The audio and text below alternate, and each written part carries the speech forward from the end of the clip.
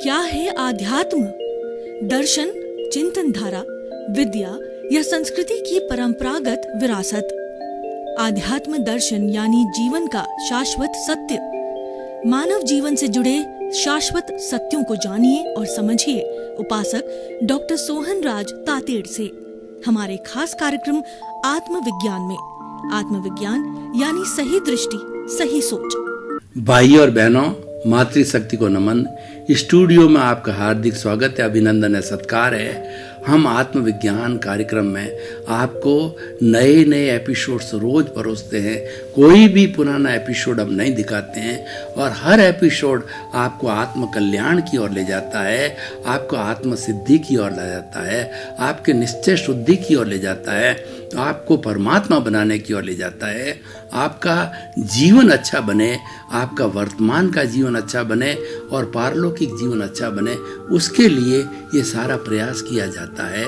तो आज का हमारा बहुत ही सुंदर विषय है कि वेदांत में जीव और ब्रह्म।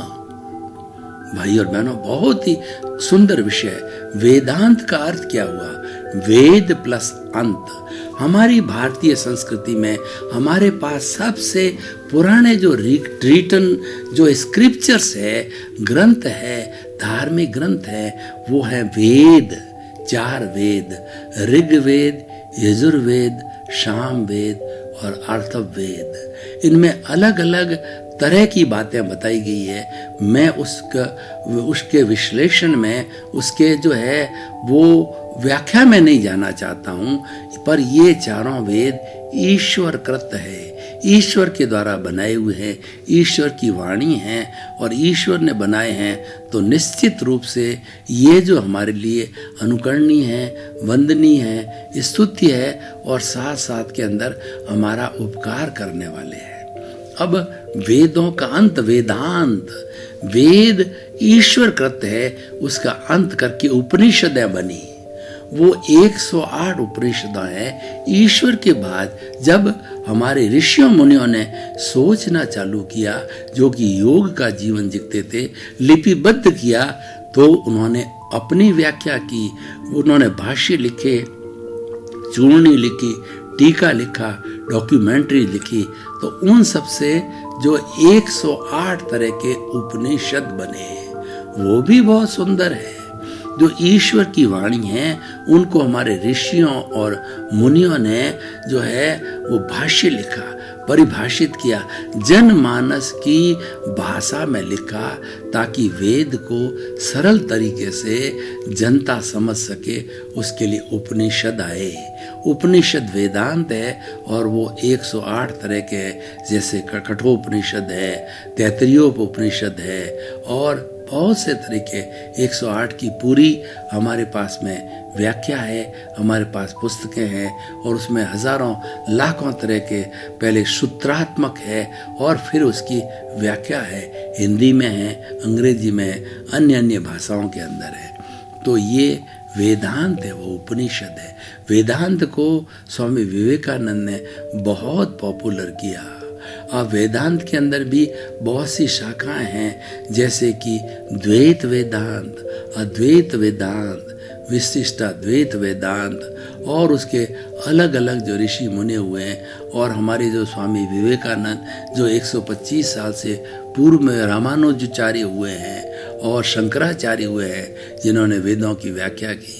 तो स्वामी विवेकानंद ने भी 125 वर्ष, हमने 150वीं अभी जयंती मनाई थी, तो उन्होंने प्रैक्टिकल वेदांत दिया, एप्लाइड वेदांत दिया। वो बहुत ही सुंदर वेदांत था। उसके अनुसार उन्होंने कहा कि स्वयं की जो है खोज करो, उठो, जागो और तब तक जागृत रहो जब तक कि तुम जो है वो अपनी मंजिल को प्राप्त ना कर सको।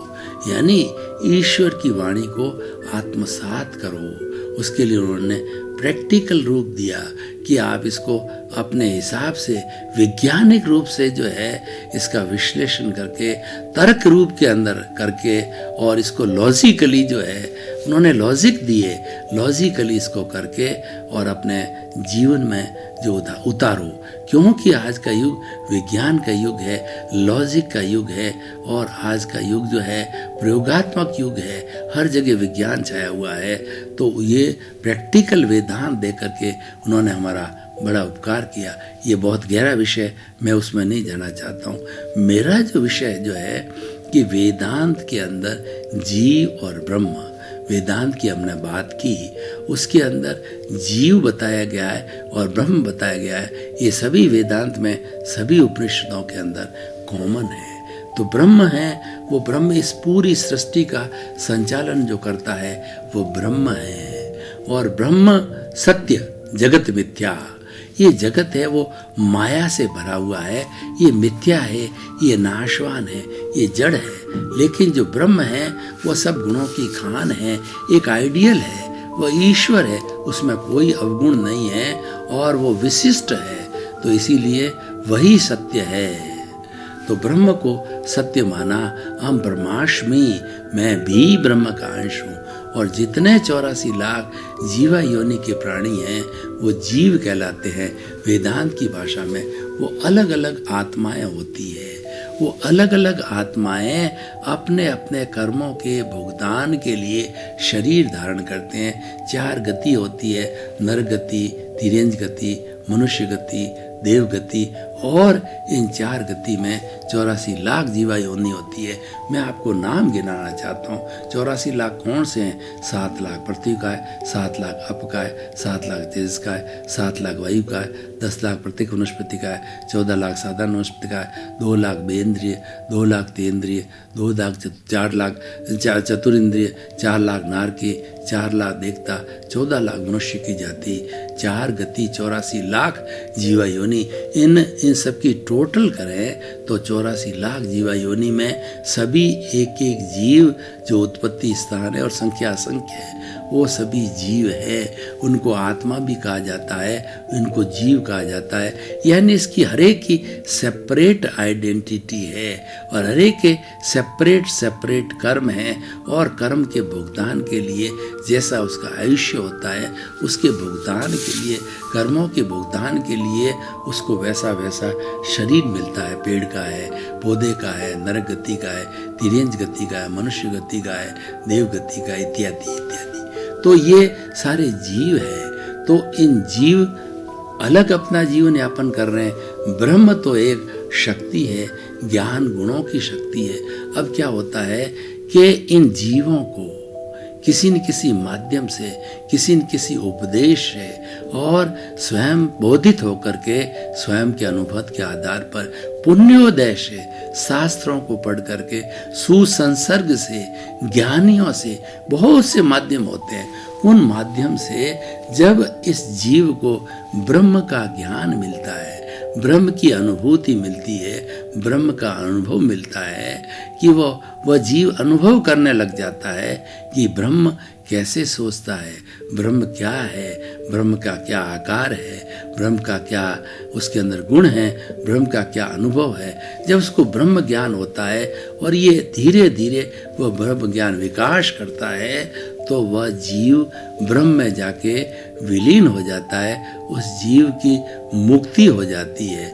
ब्रह्म में विलीन होना ही मुक्ति कहलाती है और वह ब्रह्म ज्ञान से प्राप्त होता है।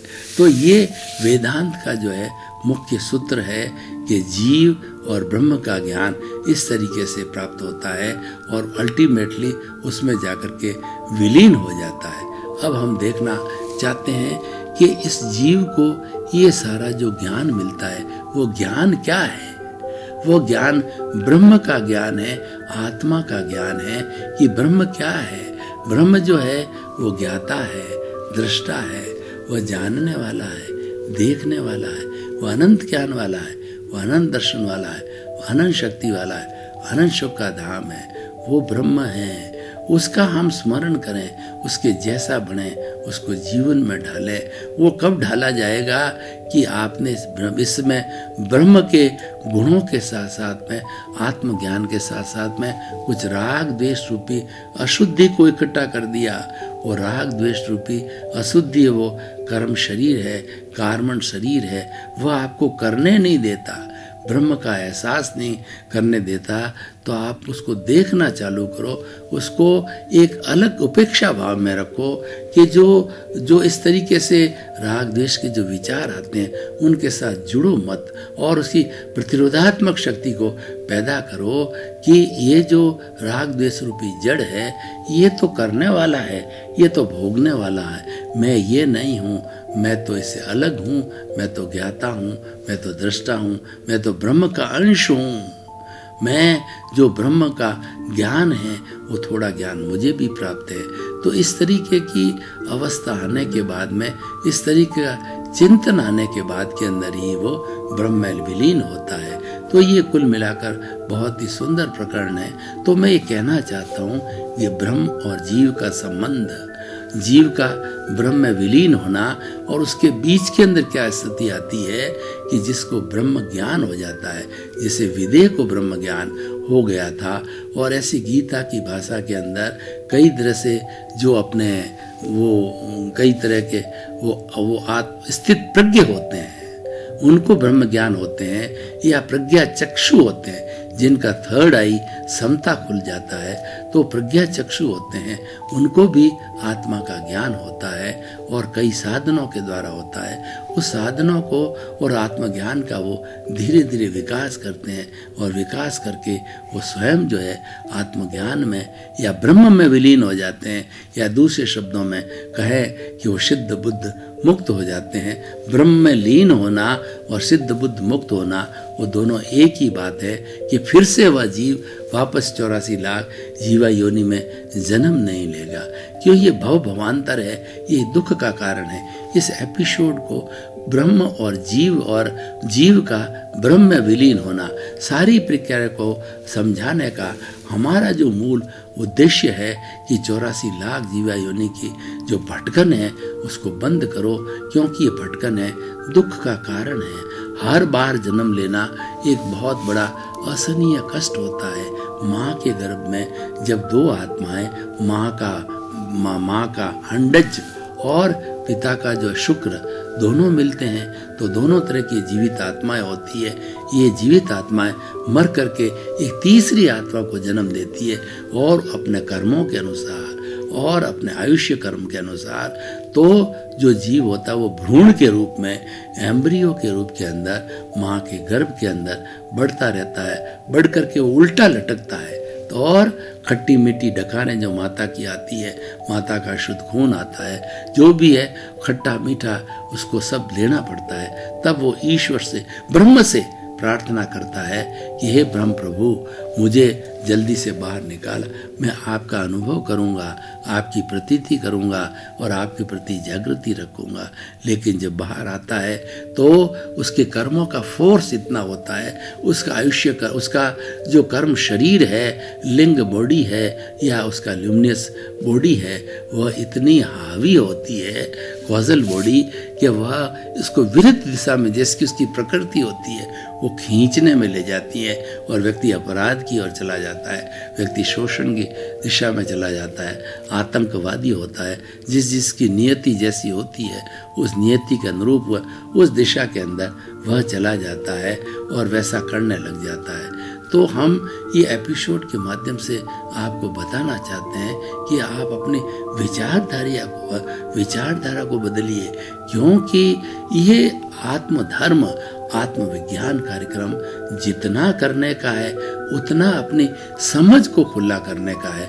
हम तो आपको बताना चाहते हैं कि आत्मविज्ञान कार्यक्रम में 50% थ्योरी है, यानी समझ को खुला करने की बात है, और 50% प्रैक्टिकल है। प्रैक्टिकल का अर्थ यह है कि ज्ञाता दृष्टा भाव की प्रतीति जो कराई गई है उसमें ज़्यादा से ज़्यादा जागृति में रहना और उसके अंदर ज़्यादा ज़्यादा अनुभव करके आगे बढ़ना।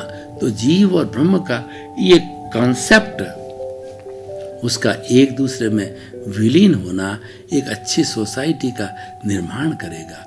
आजकल सोसाइटी क्यों बिगड़ रही है कि व्यक्ति अध्यात्म की बात नहीं करता, व्यक्ति भीतर के जगत में गोते नहीं लगाता। 24 घंटे जो बाह्य जगत है, जड़ पदार्थों का जगत है, मोबाइल है, फेसबुक है, या जो है आपका व्हाट्सएप है और इंस्टाग्राम है, ऐसे बहुत से जड़ माध्यम है। जड़ माध्यम के साथ में वो 24 घंटे लगा रहता है, और वह जो चेतन पदार्थ है, मनुष्य है, बाल है, बच्चे हैं, अपनी पत्नी है, अपने माता पिता है, उनके साथ बहुत कम इंटरेक्शन करता है और जड़ पदार्थों में ज़्यादा करता है। जब जो जैसा संसर्ग होता है वो व्यक्ति वैसा बन जाता है। ये जड़ पदार्थ ने व्यक्तियों को जड़ बना दिया। जितने भी भौतिकता की जो समृद्धि है, भौतिकता की चकाचौंध है, उसने सब ने इंसान के दिमाग को जड़ बना दिया। अब इस एपिसोड के माध्यम से हम आपके जड़त्व को कम करना चाहते हैं कि आप ज़्यादा से ज़्यादा संपर्क रखो, चेतन पदार्थों से रखो, अपने गुरु से रखो, अपने परिवार से रखो, अपना माता पिता भाई बहन से रखो, और समाज में जितने प्राणी हैं उनसे संपर्क रखो, उनकी सेवा करो, उनको सुख पहुंचाओ, और ये चिंतन करो, हे प्रभु मेरे भीतर विराजमान, हे मेरे भीतर विराज, हे ब्रह्म भगवान, मुझे जो ऐसी शक्ति दो, जागृति दो कि मैं प्राणी मात्र के प्रति जो है वो किसी तरह का शोषण ना करूं और प्राणी मात्र को दुख ना दूं, कष्ट ना दूं। ये सबसे बड़ी हम जागृति करते रहते हैं, संकल्प करते रहते हैं, सामायिक आलोचना, प्रतिक्रमण, प्रत्याख्यान करते हैं, तो उससे करते करते हमारी आत्मा शुद्धत्व को प्राप्त करती है। वो शुभ अशुभ से हट करके शुद्ध अवस्था में आ जाती है, और धीरे धीरे शुद्धत्व का ये ज्ञान है, ये हमको सिद्ध, बुद्ध और मुक्त बनाता है। तो देखिए कितना सुंदर एपिसोड है कि इस एपिसोड के माध्यम से हम आपको बताना चाहते हैं कि आपकी जो सोचने का तरीका है, सोचने का वो नज़रिया है, वो थोड़ा बदल के देखिए, और आप जो जड़ पदार्थों से दूर रहे, और आपका जिन पर सबसे ज़्यादा उपकार है, हमारा सबसे ज़्यादा परिवार के अंदर उपकार है, माता पिता का उपकार है। तो माता पिता इस संसार के भगवान होते हैं, उन्हें हमें भगवान के रूप में मानना चाहिए। वो वृद्ध अवस्था में होते हैं, बुजुर्ग अवस्था में होते हैं, उनको किसी तरह भी चित्त में असमाधि न हो, श्रवण कुमार बनना चाहिए। हमारे इस एपिसोड को बताने का अर्थ ये कि हम आपको श्रवण कुमार बनाना चाहते हैं कि हमारे इतिहास के अंदर श्रवण कुमार को बहुत बड़ा ऊंचा स्थान है। श्रवण कुमार का बहुत बड़ा जो है हम कहना चाहिए आदर्श के रूप में मानते हैं। तो सभी श्रवण कुमार बन करके अपने माता पिता की अच्छी सेवा करें, और अपने भाई बहन हैं उनके साथ में अच्छा व्यवहार करें, उसके लिए भाईचारा बनाए। परस्परोपकारो जीवानाम, यानी सभी एक दूसरे के प्रति सहयोग करें। सारे जीव जो है एक दूसरे प्रति सहयोग की भावना से रहें और सहयोग की प्राप्ति करें और सहयोग देवें।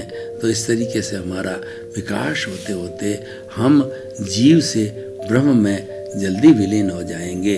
तो हमारा ये एपिसोड इस बात का हमें ज्ञान कराता है कि आप आत्मज्ञान कीजिए, आप आत्मा के ज्ञान को जानिए, वो चाबी ढूंढिए, वो चाबी होगी तो वो चाबी हमारे इस लोक को और परलोक को दोनों सुधारेगी। इस लोक के अंदर हमारी विचार शुद्धि कराएगी, और परलोक के अंदर वह निश्चय शुद्धि कराएगी, और निश्चय शुद्धि होने के बाद में हमको सिद्ध बुद्ध मुक्त होने में ज़्यादा समय नहीं लगता है, जो कि हमारा गंतव्य है, वो हमारी मंजिल है। तो भाई और बहनों, हम आपको इस जो है वो एपिसोड के माध्यम से बताना चाहते हैं कि आप जो है वह जीव और ब्रह्म के संबंध को समझिए। हमारे सामने आदर्श ब्रह्म है और जीव हम स्वयं हैं।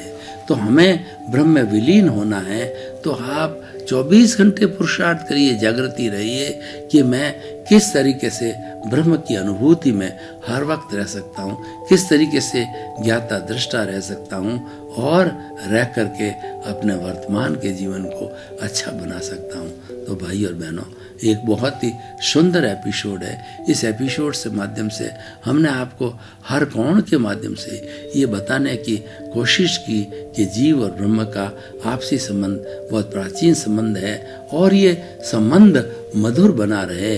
आप जीव को ब्रह्म में लीन करो, ऐसी प्रवृत्ति, ऐसी जागृति, ऐसा अनुभव हर क्षण बढ़ाते रहो। तो भाई और बहनों, हम आपको बताना चाहते हैं कि ये आत्मविज्ञान कार्यक्रम आप लोगों के लिए तैयार किया गया है, आपके परिवार के लिए तैयार किया गया है और ये प्रतिदिन दिखाया जाता है। इसको आप अवश्य सीखें। इसके अंदर कौन कौन से टिप्स दिए जाते हैं, कौन सा अनुभव दिया जाता है, हम जो कुछ भी बताते हैं हमारे से भीतर से प्राप्त ज्ञान को बताते हैं, जो कि अनुभव की श्रेणी आता है कि अनुभव भीतर से आ रहा है। इस अनुभव को हम भीतर से लेकर के आपको बांटना चाहते हैं। एक ही आत्मा का आत्मज्ञान है, पूरे विश्व को जो है, पूरे ब्रह्मांड को शांति प्रदान कर सकता है। जैसा कि भगवान महावीर को और 24 तीर्थंकरों को देखिए कि जब वो दीक्षा लेते हैं तो उनके पास में 4 ज्ञान आ जाते हैं। मति है, शुद्ध है, अवधि है और मनःपर्व ज्ञान है। तो मनःपर्व ज्ञान से के द्वारा जो है वो अन्य लोगों के भीतर विचारों को क्या चल रहा है वो देखने लग जाते हैं, वह मनःपर्व ज्ञानी हो जाते हैं। और तीसरा जो ज्ञान होता है अवधि ज्ञान होता है। अवधि ज्ञान के माध्यम से वो कितनी दूरी तक जितना का अवधि ज्ञान है उसके अंदर ये देखने लग जाते हैं फला व्यक्ति फला प्रवृत्ति कर रहा है, अच्छी कर रहा है तो बुरी कर रहा है। तो हमें शिक्षा मिलती है मन वचन काया की, हम प्रवृत्ति को जो बाहर की ओर जा रही है, बुराई की ओर जा रही है, उसको मोड़ करके हम इसको अच्छाई की दिशा में लावें और सिद्ध बुद्ध और मुक्त बने। तो भाई और बहनों, ये एपिसोड इतना सुंदर है कि इस एपिसोड पे हम घंटों तक चर्चा कर सकते हैं। तो इस तरीके से हमें निष्कर्ष की बात यह है कि इन दोनों के बीच के अंदर एक ब्रिज है, वो धर्म का ब्रिज है जो कि हमें काम और अर्थ के ऊपर नियंत्रण रखता है। उसका हमें पालन करना है, उसको हमें धारण करना है। यही जीव और ब्रह्म के बीच का संबंध है। ये ब्रह्म तो एक धर्म की श्रेणी में आता है और जीव जो है वो इस संसार की श्रेणी में आता है, वो उसमें विलीन होना चाहता है। तो उसके बीच का जो ब्रिज है उसको प्राप्त करना होता है, वो धर्म का ब्रिज होता है। और ब्रह्म है वो हमारी मंजिल है, ब्रह्म हमारा जो है गंतव्य है, उस तक जीव पहुंचना चाहता है। भाई और बहनों, आपका बहुत बहुत धन्यवाद। आप ये हमारा कार्यक्रम आत्मविज्ञान बराबर देख रहे हो और आप में बड़ी दिलचस्पी है। आपके कई प्रश्न जिज्ञासा के रूप में हमारे दिए गए मेल के माध्यम से, वेबसाइट के माध्यम से और जो मोबाइल ऐप के माध्यम से हमको प्राप्त हो रहे हैं और समय समय पर हम उसका समाधान भी भेज रहे हैं। तो आप इसके साथ जुड़े रहिए ताकि आपका जो है ज्ञान का विस्तार होगा और आप जो है ब्रह्म ज्ञान में विलीन होकर के सिद्ध बुद्ध मुक्त हो सकते हैं। आत्मविज्ञान में आत्मविज्ञान यानी सही दृष्टि, सही सोच।